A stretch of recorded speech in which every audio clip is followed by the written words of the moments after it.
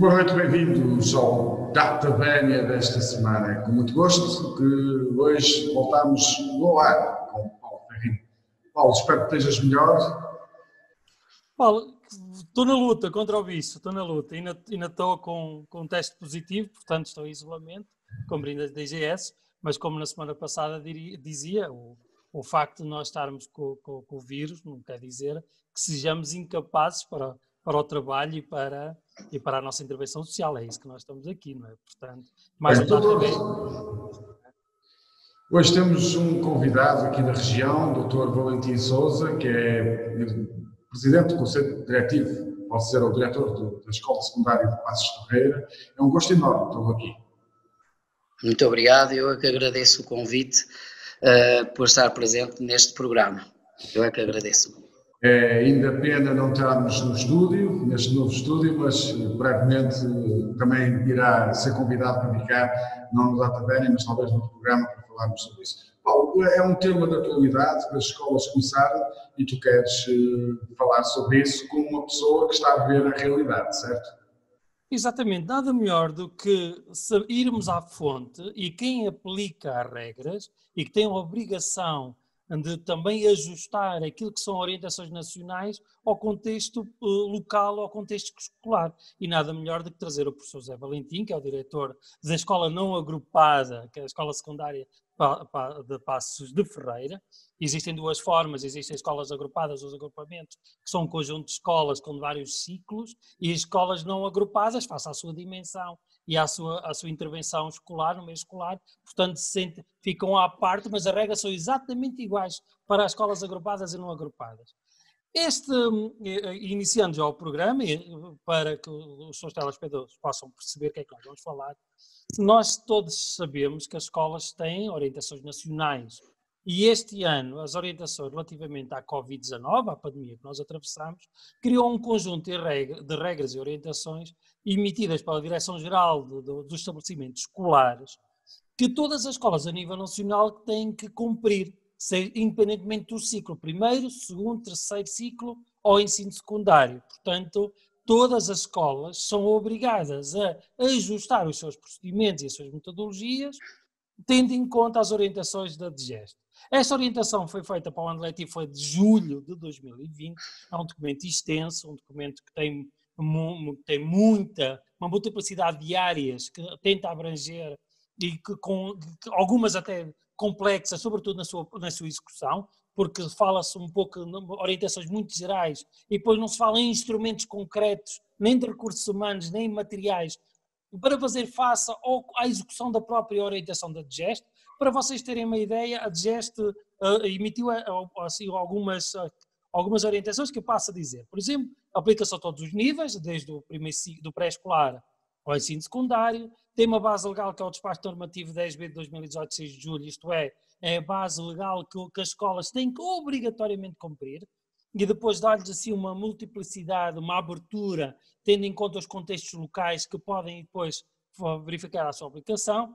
Tem obrigatoriamente a flexibilização na transição entre regimes presencial, misto e não presencial, depois já peço ao professor José Valentim que explique isto. A questão da prioridade das frequências a prioridade de frequência é sempre aulas presenciais, aplicando-se o misto e a não presencial, isto é o ensino à distância, só quando as presenciais não conseguirem ser implementadas no terreno. A questão da elaboração de planos de contingência, obrigatoriamente para cada escola, onde se defina o que é o regime presencial, o que é o regime misto e o que é o regime não presencial. O trabalho autónomo de autoaprendizagem pelo aluno tem que ser definido, certificado, avaliado e acompanhado. A questão das sessões assíncronas, que envolveram aqui novos vocábulos na educação, e o professor José Valentim também vai tentar descodificar o que são aulas síncronas e assíncronas no processo de ensino-aprendizagem. Estamos a falar também da organização das escolas, nomeadamente da flexibilidade de horários, adaptação de espaços intraescolares. Estamos a falar das regras os regimes mistos e não presenciais relativamente à forma de avaliação, à forma de pôr o contacto dos alunos com os professores, à forma como a aprendizagem é feita e avaliada nestes regimes presencial, misto e não presencial. Temos também a ver a questão a obrigatoriedade do agrupamento ou de escolas não agrupadas terem planos de contingência para fazer face ao Covid e aplicando o artigo 18 do Decreto-Lei 55/2018, que é as orientações para a questão escolar. Tem a ver com as questões da carga horária para o regime misto, as cargas horárias para o regime não presencial. Tem a ver também com o registro semanal que os professores são obrigados a fazer do ensino-aprendizagem. As crianças que estão em casa, como é que estão a aprender e aquilo que vão aprender, quais são os planos de aprendizagem que têm que ser feitos. E depois tem a questão essencial, que é a questão do regime não presencial para os alunos que estão em regimes de quarentena e de isolamento. Obrigatoriamente tem que haver um plano que as escolas respondam de imediato aos alunos que estão fora do circuito presencial das escolas, isto é, estão em quarentena ou estão infectados, e como é que esses alunos vão estar ligados ao sistema escolar sem perder as aulas e sem perder o conteúdo formativo. E isso cabe a cada escola e cada agrupamento, às escolas não agrupadas, definir per si a questão do organização e funcionamento da questão escolar. Por último, sem querer alongar muito mais, dizer também existe orientação para as aulas de educação física, à parte das orientações que estou a dizer, nomeadamente com orientações para aplicar a DGS 006 de 2020, nomeadamente ter aulas sobretudo no exterior, evitar os pavilhões, aulas com estratégias e metodologias que privilegiem que os alunos estão separados a mais de 3 metros, portanto todos os esportes coletivos imediatamente são banidos da estrutura curricular. E também uma coisa que é importante, que está proibida a partilha de material dentro das aulas de educação física, portanto, que é para evitar as fontes de contágio.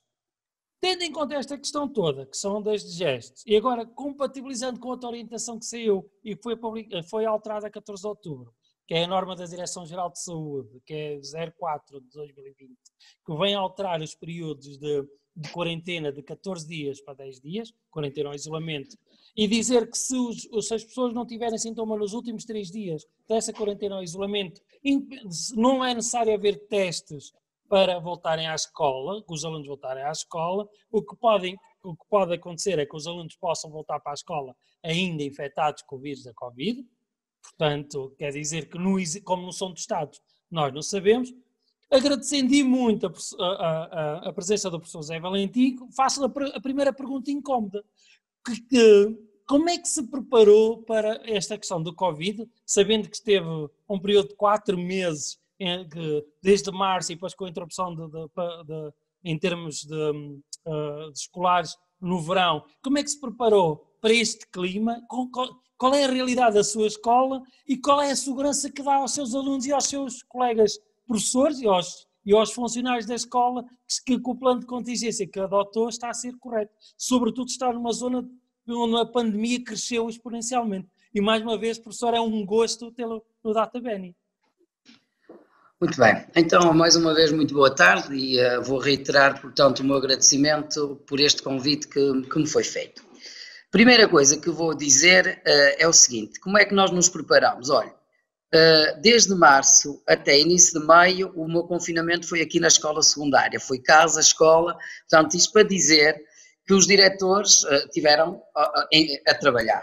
Essa é a primeira situação, por vezes esquecem e dizem, não, eles estão em casa, não. O meu confinamento foi aqui na escola, portanto, digamos que o elo de ligação para a implementação do plano de ensino à distância, quando as escolas fecharam, para nós pormos em marcha, foi montado essencialmente comigo, portanto, estava aqui eu e estritamente mais 2 funcionários para pormos isto em marcha.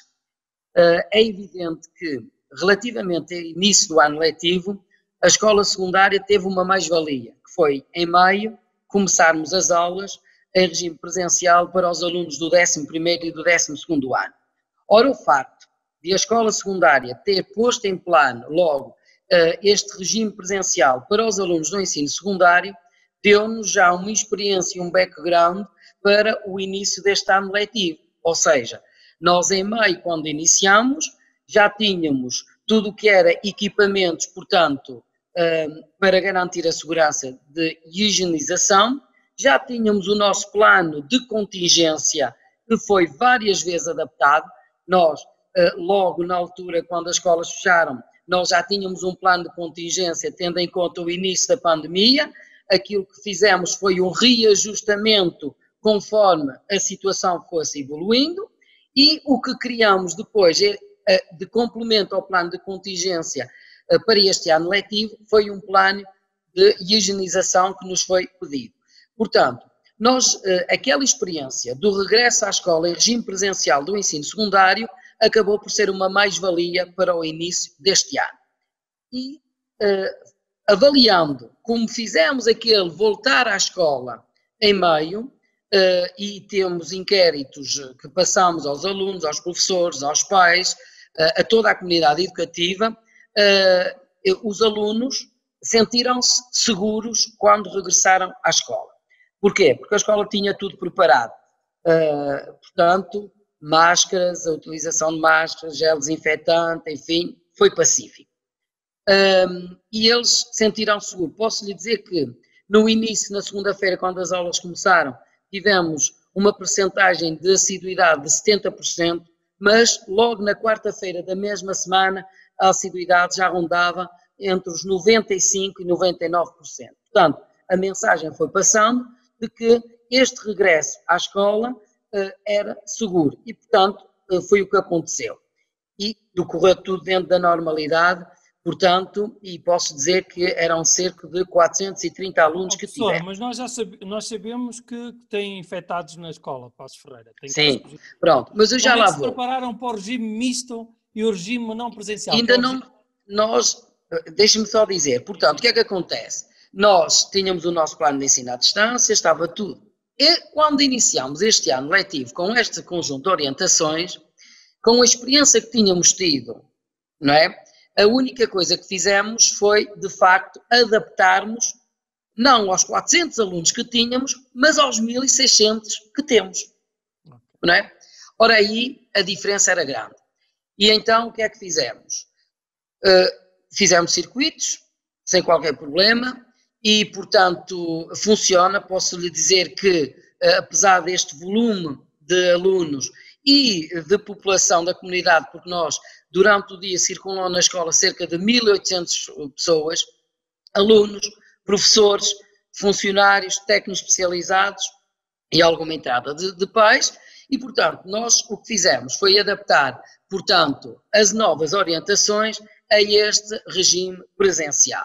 A primeira... É só regime regra, mas não tem exceção. Exatamente, sim, mas nós neste momento ainda não estamos num regime misto, porque eu já fiz essa proposta. Posso lhe dizer que na segunda-feira, depois de termos... Então tem alunos que não têm ter escola, tem alunos pois, mas eles já estão a ter aulas. O que é que acontece? Eu já vou explicar. Neste momento, tendo em conta os números do Conselho e o contexto e, entretanto, o aumento de números que nós estávamos a ter de alunos em isolamento por contacto, porque neste momento temos 80 alunos que estão em casa, em isolamento por contactos, quer sejam de familiares ou de equipas de futebol, enfim, desportivas, etc. Enfim, 80 alunos. E o que é que nós pusemos em marcha? Imediatamente o que estava no nosso plano de contingência relativamente ao ensino misto, que é colocação, os alunos estão a assistir às aulas em casa por videoconferência. Estão em regime síncrono. Síncrono. Neste momento, todo em regime síncrono, porque eles estão a cumprir o horário conforme está estipulado no nosso plano de contingência e portanto, as orientações do nosso Conselho Pedagógico. E, portanto, eles neste momento estão em casa todos a assistir às aulas. Nós neste momento disponibilizamos cerca de 70 computadores com webcam para que efetivamente eles pudessem ter as aulas por videoconferência. Mas só estão a ter... Para que as pessoas tenham uma noção, quanto tempo é que demorou, quanto tempo é que os alunos ficaram privados de aulas ou foram de imediato que vocês fizeram o regime de Foi a partir do momento em que eles ficaram em casa, no dia seguinte à comunicação do diretor de turma que tinha esta situação, os computadores eram requisitados e eram colocados na sala de aula. Portanto, foi uma diferença de um dia para a logística. E depois isto entrou no ritmo. Neste momento, nenhum deles está privado de qualquer tipo de aula, é imediato. Os alunos que... Então tinham equipamentos suficientes para... Tínhamos equipamento, exatamente, porque o ano passado, dada a situação pandémica, foi-nos atribuído um subsídio, e aqui devo realçar o papel da Câmara Municipal, porque apesar desta escola não tem protocolo de colaboração com a Câmara, porque aqui ainda não avançamos com a delegação de competências, por decisão da autarquia, nós dependemos diretamente do Ministério da Educação. E se estivesse à espera das ajudas do Ministério, eu efetivamente não tinha a capacidade então, financeira. O plano tecnológico anunciado pelo Primeiro-Ministro não teve reflexo. Está a avançar agora este ano letivo. Sim, este ano letivo já está em marcha. Mas tinham equipamentos dados pelo Governo? Não, neste momento não. Neste momento a única coisa que a escola teve, como eu disse, no ano transato, foi um subsídio da Câmara Municipal para a aquisição de equipamentos. E, tendo em conta o subsídio que a Câmara Municipal nos atribuiu, nós adquirimos 70 computadores que ficaram na escola para empréstimo e eles foram devolvidos e agora estão a ser utilizados, porque como o restante material que está aqui colocado, a escola foi requalificada em 2011 no âmbito da parque escolar. Como deve imaginar, de 2011 para 2020, o nosso parque informático está totalmente obsoleto. Aquilo que nós temos feito ao longo destes anos é, com a ajuda do ensino profissional e dos cursos que vamos tendo da área de informática, temos feito aqui alguma atualização dentro daquilo que é possível.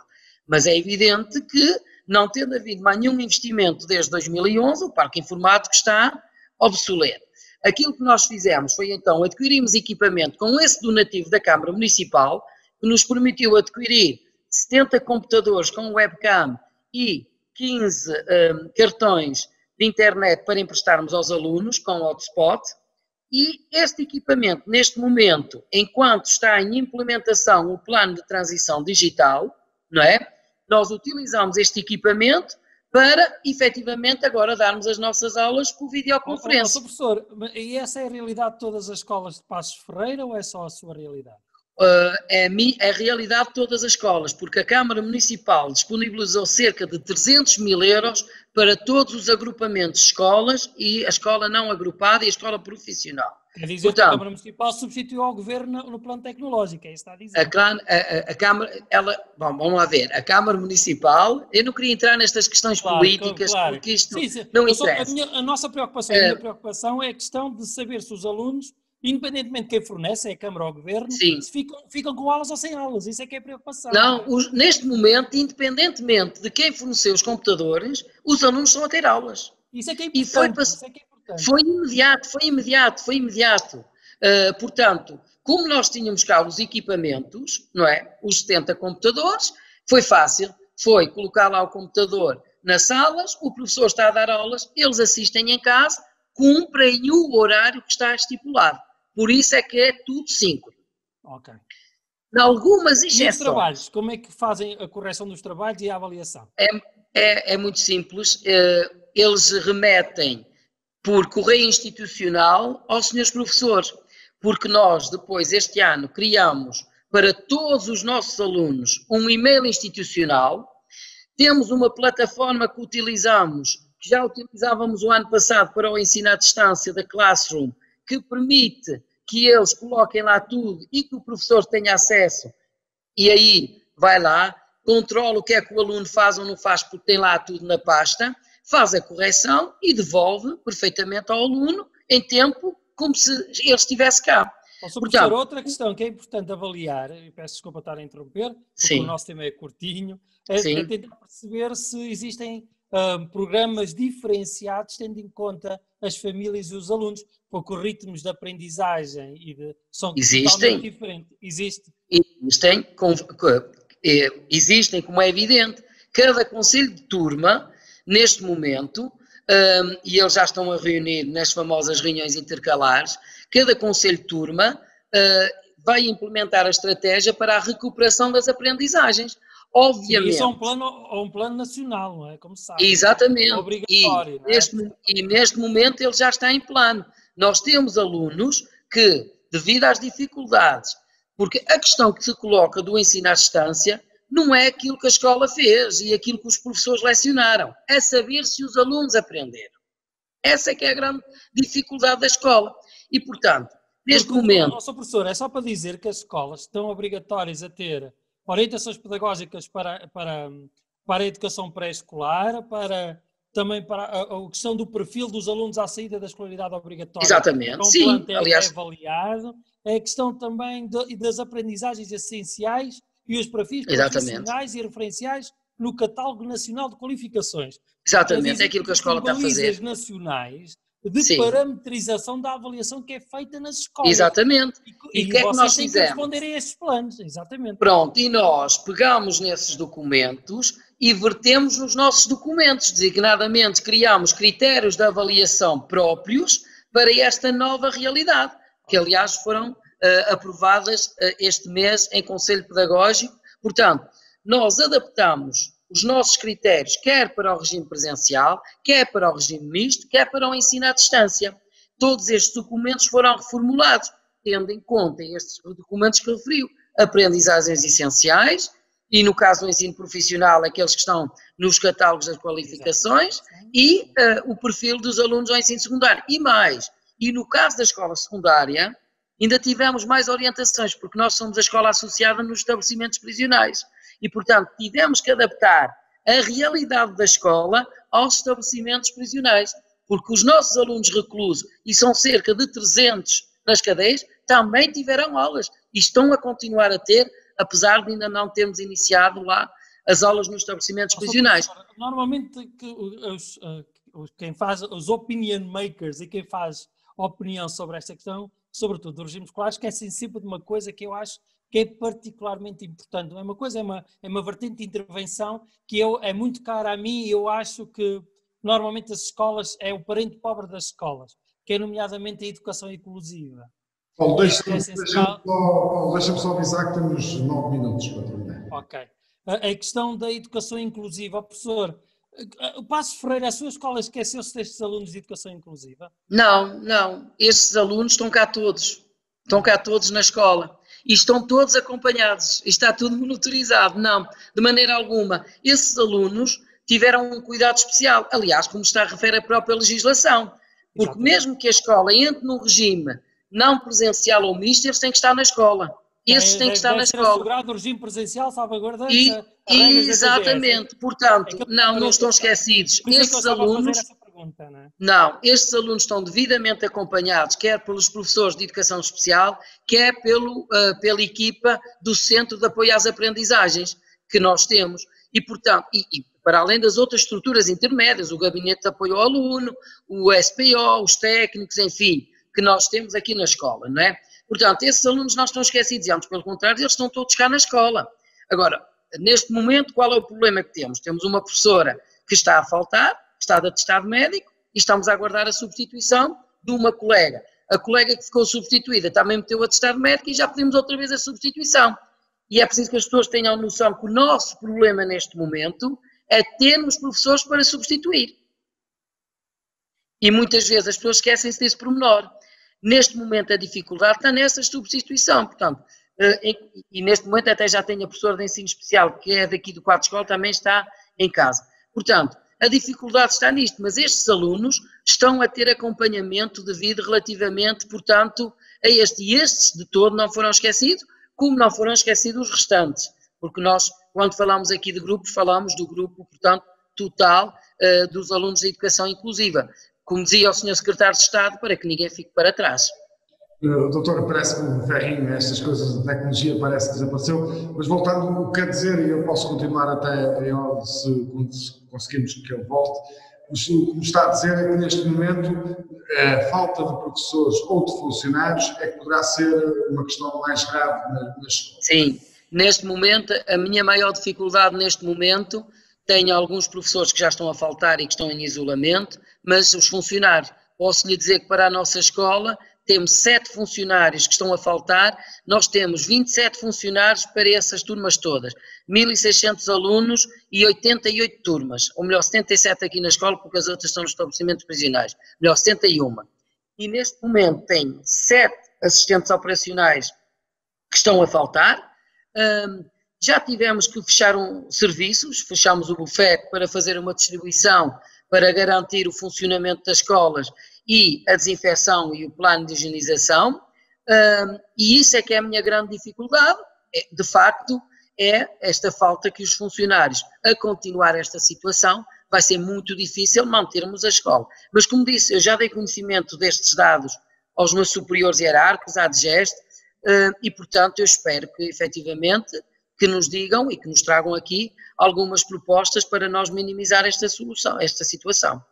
Doutor, já agora, esta nova medida das altas clínicas que o Governo colocou, não o preocupa que os pais estão alguns preocupados, não o preocupa que, de alguma forma, isso pode ser o início do descalabro da infecção ser mais rápida, porque nunca se vai saber se está positivo ou não.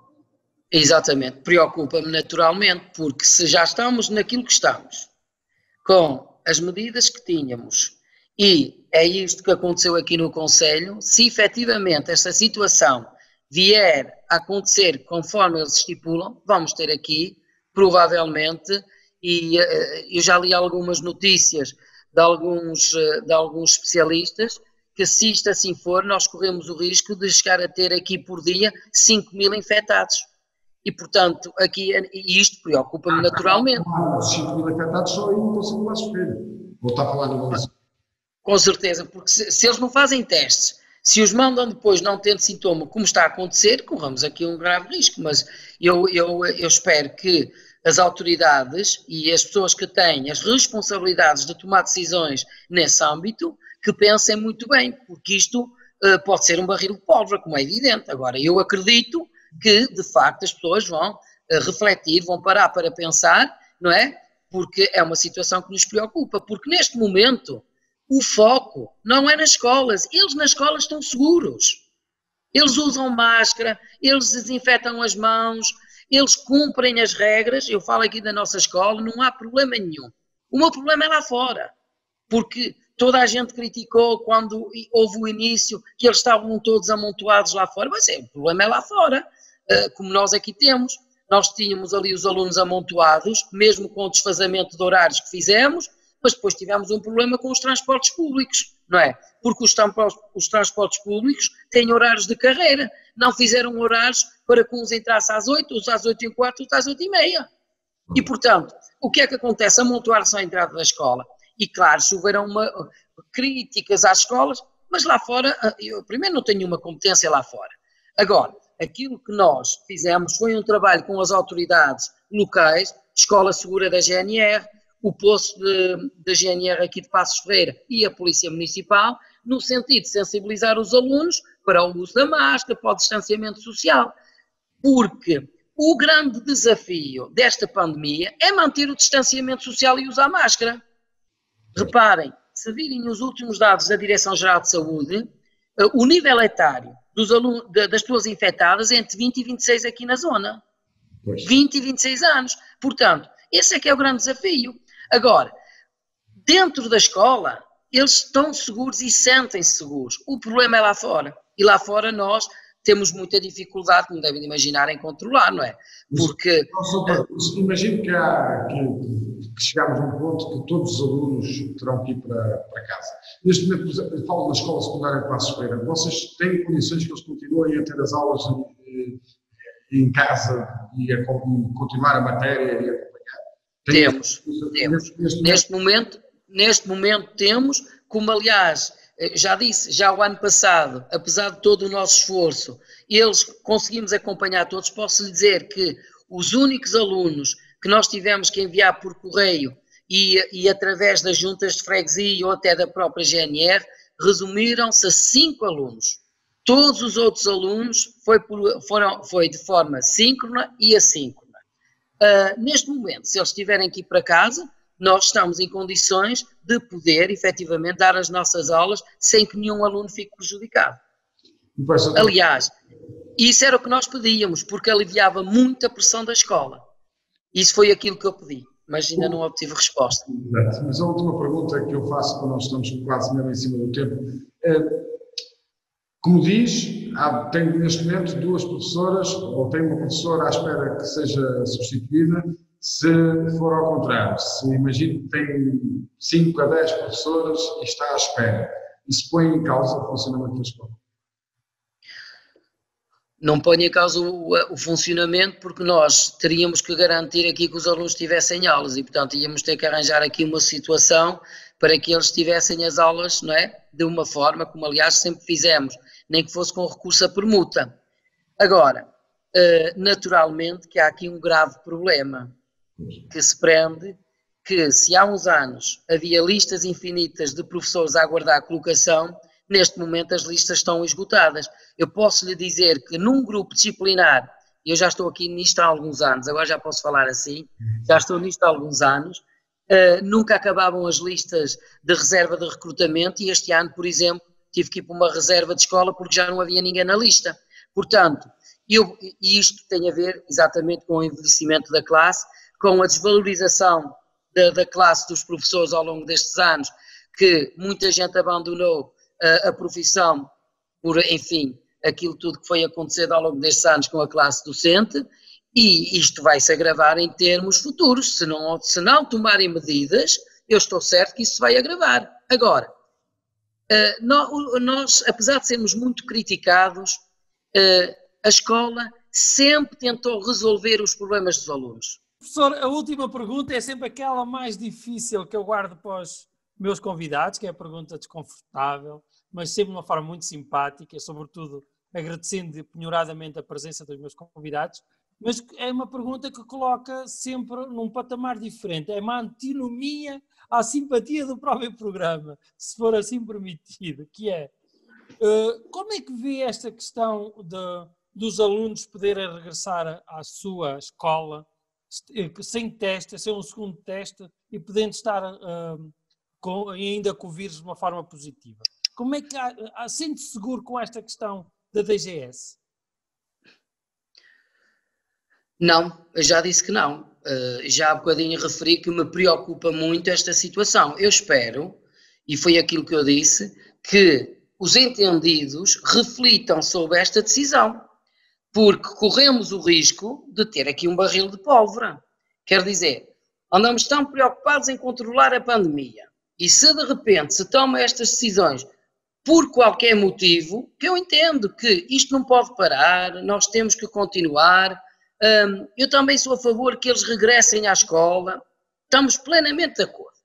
Agora, isto é o facto de queremos que isto assim seja, não pode impedir que tenhamos aqui algumas regras de segurança para que não voltemos a ter números astronómicos e nunca mais acabaríamos com estas cadeias de transmissão.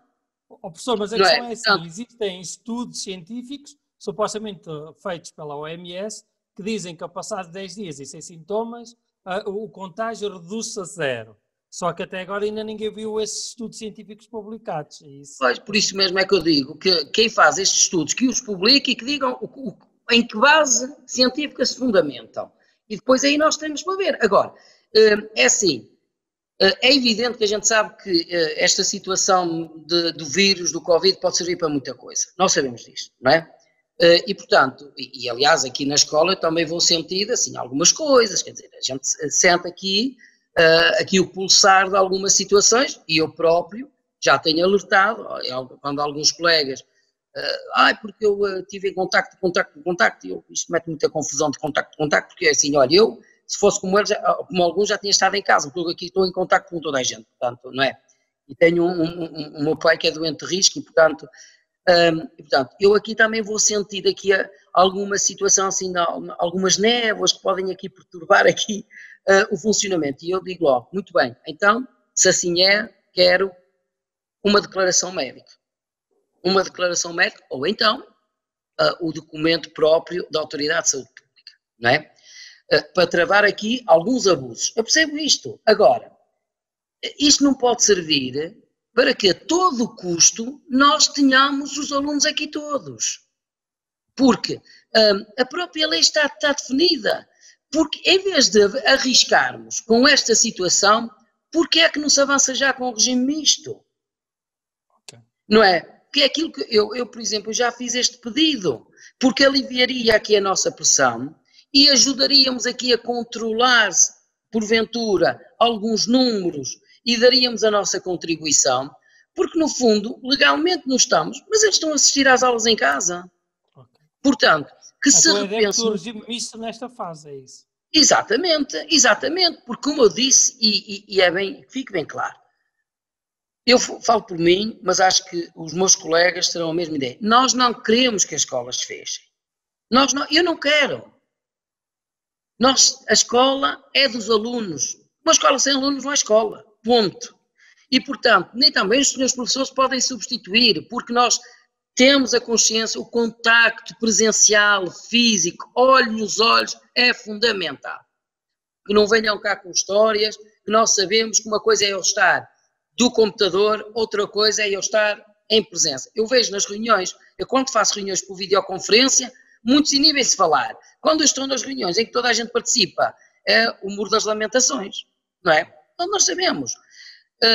Não é isso que nós queremos. Agora, tendo em conta o contexto, o momento que nós vivemos atualmente com os números, eu não tenho dúvida que o ensino misto, que no fundo acaba para ser, estes 80 alunos que eu tenho em casa, em isolamento, estão a ter aulas, não estão a serem nada prejudicados.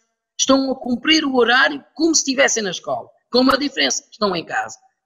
E, porventura, isto iria ajudar a que, de facto, se aliviasse a pressão aqui da escola, porque nós temos, já falei, funcionários a faltar, professores a faltar. Mas isso implicaria que os alunos tivessem todos equipamentos informáticos suficientes para responder a essa questão do o ano passado, quando a situação surgiu assim, de uma forma drástica, nós soubemos dar resposta.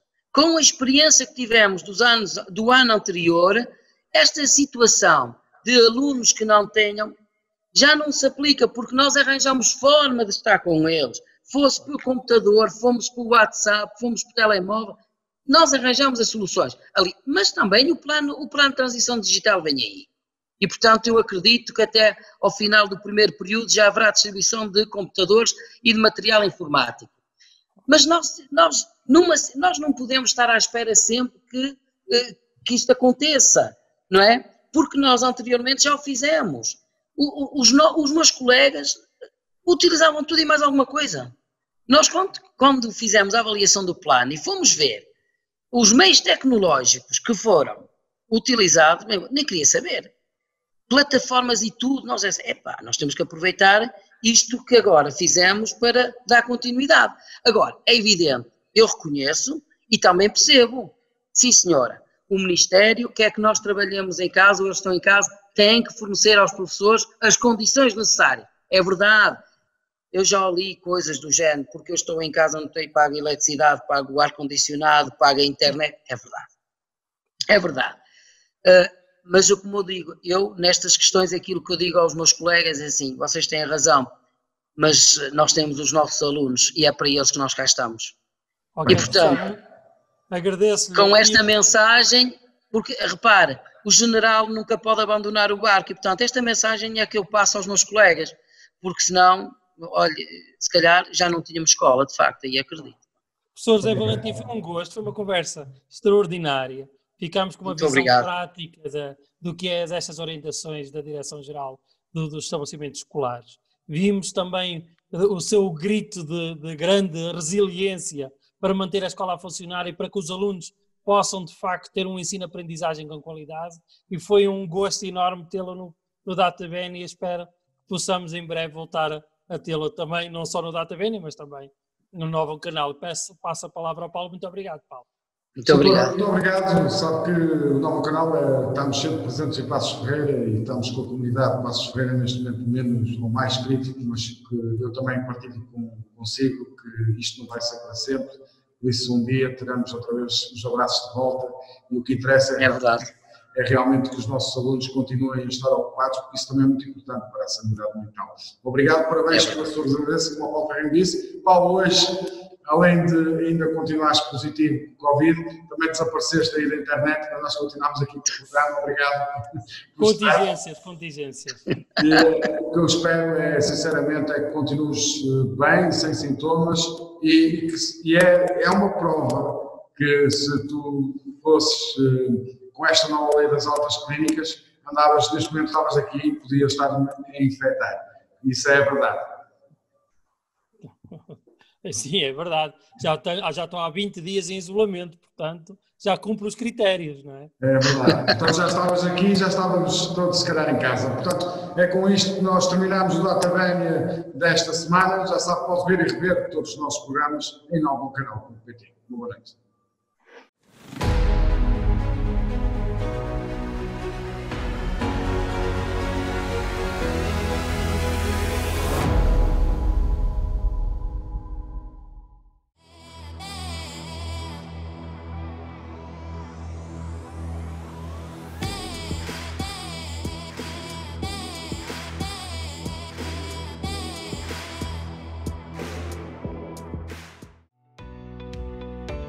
Novum Canal.